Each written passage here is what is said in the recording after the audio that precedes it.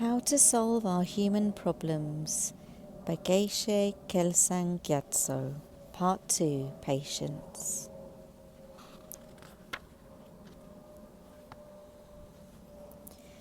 The following explanation of how to overcome our anger through practicing patience is based on Guide to the Bodhisattva's Way of Life, the famous poem by the great Buddhist Master Shantideva.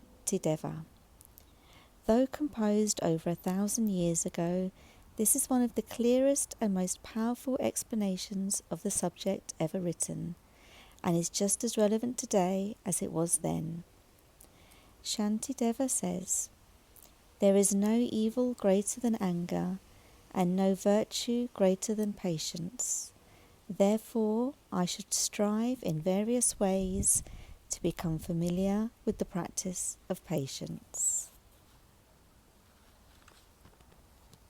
The faults of anger. Anger is one of the most common and destructive delusions, and it afflicts our mind almost every day.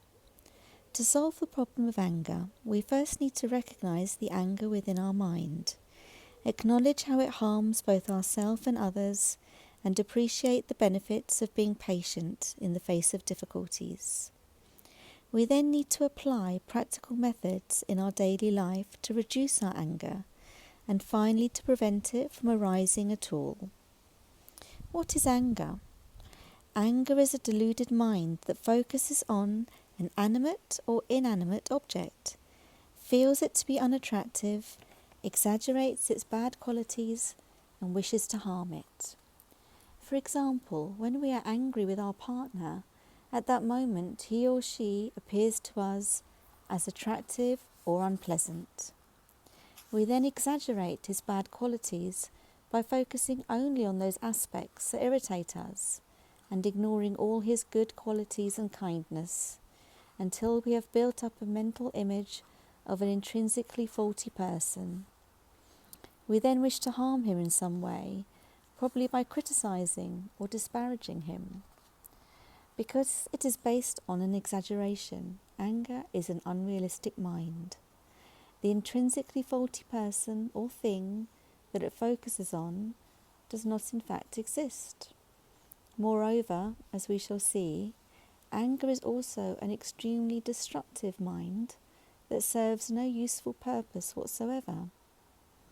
Having understood the nature and disadvantages of anger, we then need to watch our mind carefully at all times in order to recognize it whenever it begins to arise. There is nothing more destructive than anger. It destroys our peace and happiness in this life and impels us to engage in negative actions that lead to untold suffering in future lives. It blocks our spiritual progress and prevents us from accomplishing any spiritual goals we have set ourselves, from merely improving our mind up to full enlightenment. The opponent to anger is patient acceptance, and if we are seriously interested in progressing along the spiritual path, there is no practice more important than this. Shantideva says that all the merit or good fortune created in our mind through the virtuous actions we have performed over thousands of eons can be destroyed in an instant by getting angry with a holy being.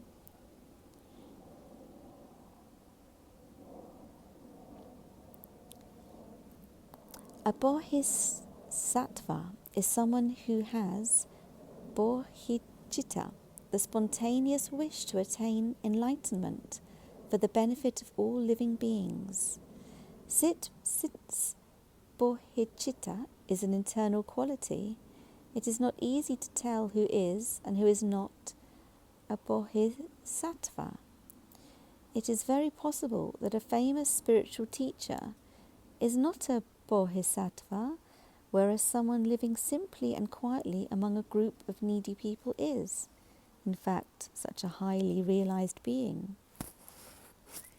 If, as Shantideva says, a moment of anger towards someone who has developed bodhicitta can destroy eons of virtue, It is therefore advisable not to generate anger towards anyone.